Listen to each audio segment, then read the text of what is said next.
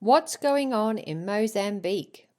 US imperialism desperately wants to get its hands on the Southeast African country's graphite, but the Frelimo government stands in its way. The China-friendly administration of President Daniel Chapo has been under attack on several fronts using some of US imperialism's favourite methods, an imperialist-generated terrorist insurgency combined with NGO penetration and election interference.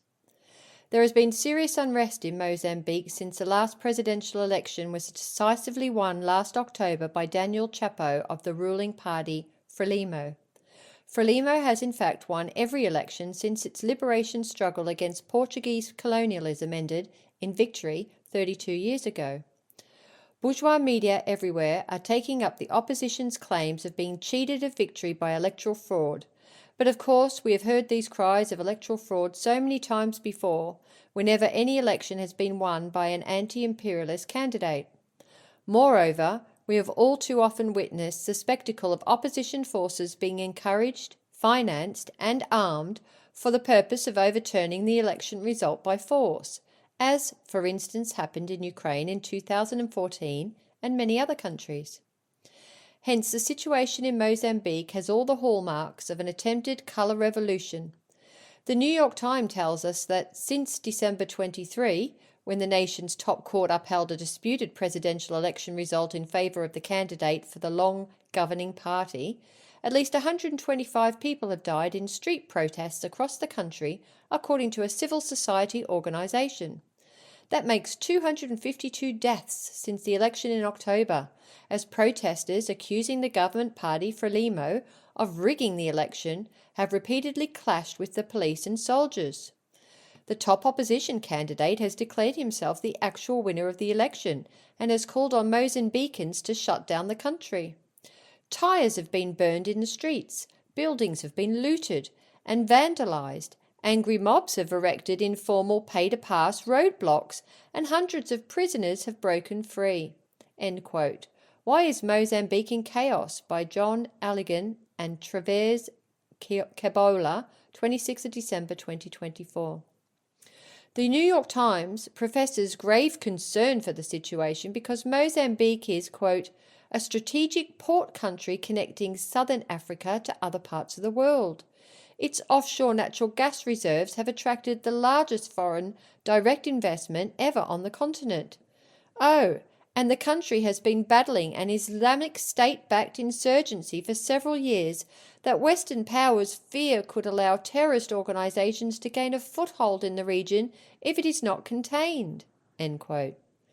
If Mozambique, a country with a 60% Christian population as compared to 19% Muslim, is having problems with an Islamic State-backed insurgency, it is all too probable that this is a force mobilised by US imperialism to harass and, if possible, topple an anti-imperialist government.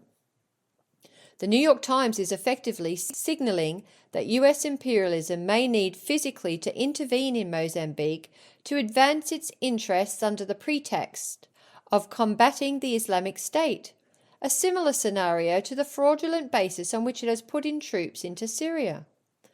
Although the New York Times mentions natural gas reserves, this is not the commodity that most interests US imperialism at the present time, as has been explained by South African blogger Sizwe Sikamusi on X. Quote, in recent years, Mozambique has become an important source of graphite, which is a key mineral used in electric vehicles and energy storage systems. In 2023, 60% of China's graphite imports come from Mozambique. Interestingly, China produces 70% of the world's graphite, and in 2023 announced a ban on exporting the mineral as part of the ongoing trade war with the United States. This ban forced other countries, particularly the USA, to seek alternative sources. This is important because the USA imports about half of its graphite from China and is entirely reliant on imports for its natural graphite supply, with no domestic production since the 1950s.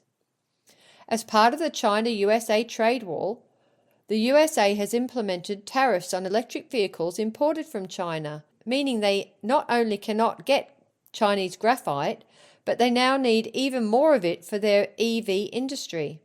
The USA needs all the graphite it can get its hands on. This makes Mozambique increasingly crucial for both China and the USA. However, the USA has a problem in Mozambique. Mozambique's ruling party, Frelimo, and the Communist Party of China have a long-standing relationship dating back to the liberation struggle against Portuguese colonialism in the 1960s. During this period, China supported Frelimo with military training, weapons, and financial aid. After independence in 1975, the relationship evolved into economic and political cooperation. China has invested heavily in Mozambique's infrastructure, energy, and mining sectors, including funding roads, bridges, and energy projects, which aligns with Frelimo's development goals. Needless to say, the Frelimo-China relationship is very inconvenient to the United States. Basically, the USA needs Frelimo out. It would therefore be naive to believe that the USA has nothing to do with the ongoing unrest in Mozambique, and that it's somehow just an organic uprising by a fed-up public. If you are still in doubt, go read up about how the USA has used colour revolutions to topple governments all over the world, and you will immediately see their fingerprints all over Mozambique." End quote. Every support must be given to Frelimo and the people of Mozambique in their struggle to resist their country being reduced to another US colony and source of immense imperialist loot at the expense of the local population.